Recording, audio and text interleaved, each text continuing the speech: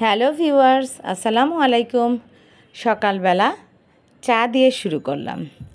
1 cup চা, দেন কাজে নেমে পড়ব। চা বানানো হয়ে গেছে। হঠাৎ বাবা আসলো। গতকাল রাত থেকে বাবার প্রিপেড মিটারে কোনোভাবেই টাকা ঢুকানো যাচ্ছে না। বাবা বিদ্যুৎ অফিসে গিয়ে মিটার ঠিক করে দেন 2টো টোকেন নাম্বার নিয়ে আসছে।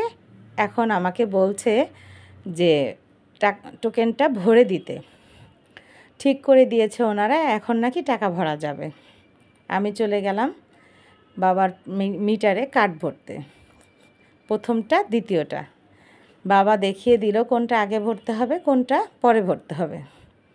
সো চলে গেলাম। এই টুকটাক কাজগুলো বাবার আমিই করে দিই। দেখি কি হয় আমার সাথে। গতকাল রাতে অবশ্য ইয়াসিনের আব্বা অনেক ট্রাই করেছে, মাশাআল্লাহ হয়ে গেল। মাঝে মাঝে না মিটার এরকম ঝামেলা করে। চলে আসলাম, উফ রিল্যাক্স। বাবা হাফ ছেড়ে বাঁচল, সে এখন খুব শান্তি। তারপর আমি চলে গেলাম রান্নাবান্না।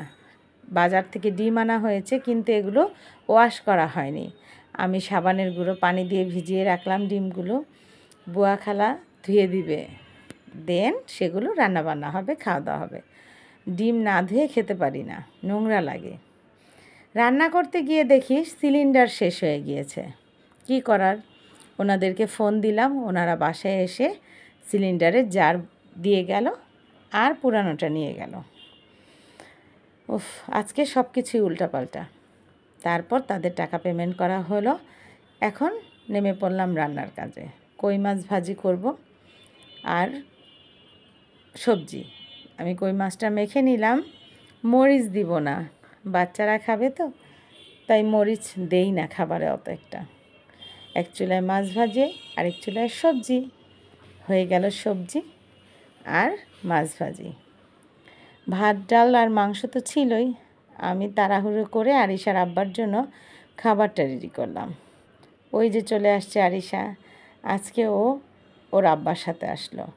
ওর আব্বা ওকে ঢুকিয়ে দিয়ে খাবার নিয়ে চলে গেল।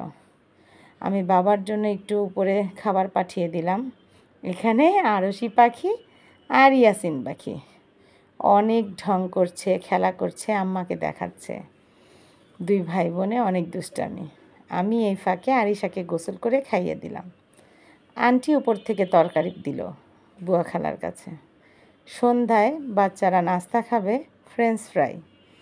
কী করার, ভেজে দিলাম। ফ্রেঞ্চ ফ্রাই খেয়ে বাচ্চাদেরকে পড়াতে বসালাম।